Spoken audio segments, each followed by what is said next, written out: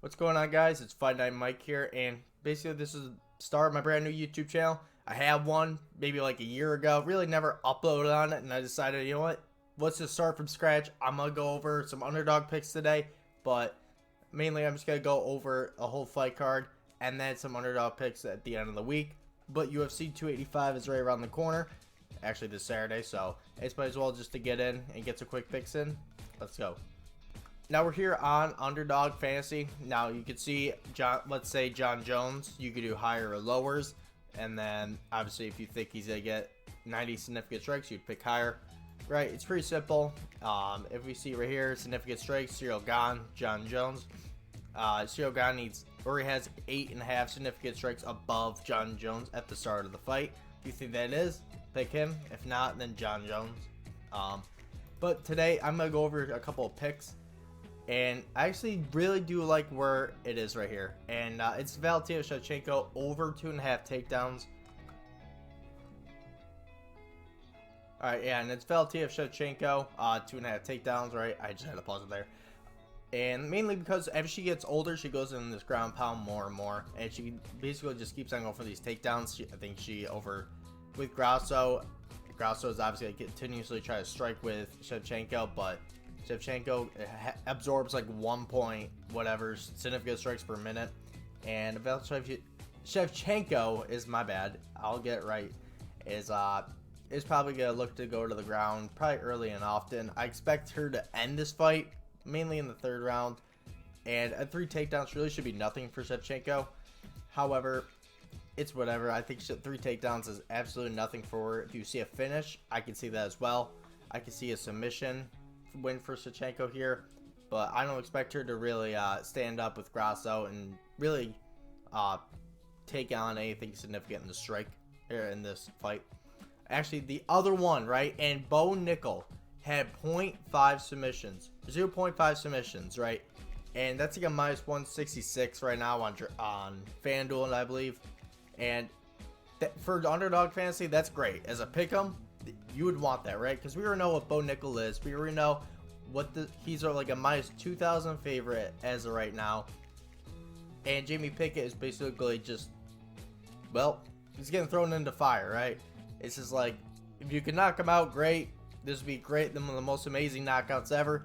If not, you're probably going to get submitted in the first round, right? We already know Bo Nickel, 4-time NCAA wrestling champion. We already know, right, the story behind him. And I expect Bo Nickel to win this fight within the first round. If you want, also bet on the under 1.5 rounds on DraftKings. That's like a minus 300 as of right now. But as you see here, Bo Nickel doesn't have it right now, but yesterday he did. I think people are kept on betting on it, so they took it away as of right now. So keep your eye on that between now and Saturday, and that'd be an easy little win for you guys. Also, I also like Tabitha Ricci over 2.5 takedowns, right? And she's had 5 takedowns each for past 2 fights, and Penne only has a 40% reach advantage, or 40% takedown defense, my bad. Even though Penne has like a 6-inch reach on Ricci, I don't think that's gonna be all that problem for her. I mean, I believe Penne's like 40 years old, so it shouldn't be that bad of a deal for Ricci to get in close and get those early takedowns. And probably should go to a decision with Ricci probably getting 3 to 4 takedowns. A great DFS play though, in my opinion. Also, Gamrot. Alright, I love Gamrot over 2.5 takedowns, right? And he's got this in his 3 of his last 5 fights. And even though Turner has some good takedown defense, Dariush had 80% takedown defense. He got multiple on him. And Armin had 75% takedown defense. I expect Gamrot to push the pace and to continuously go, right? He's gonna get like 3 takedowns, I believe, and a late finish, in my opinion. I believe a round 3 KO win.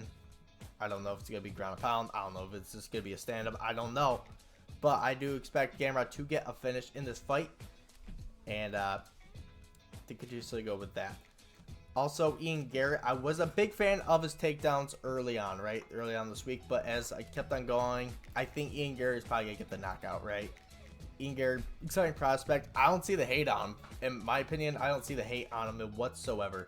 So, personally, I think he gets a knockout win over Kenyon Song. Even though Song can be a little powerful in the hands, he is coming off that layoff. So, I expect Ian Gary to dance around for a little bit, keep piecing him up, and eventually finish him.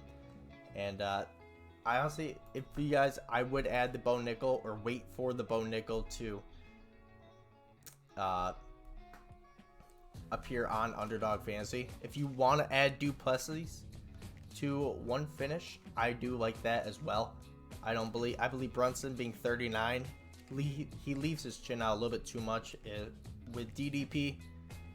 I think that's a recipe for disaster. I mean, we saw it with Jared Cannonier, right? Able to find that spot, KO Brunson, and this could be the end for Brunson as well. So who knows?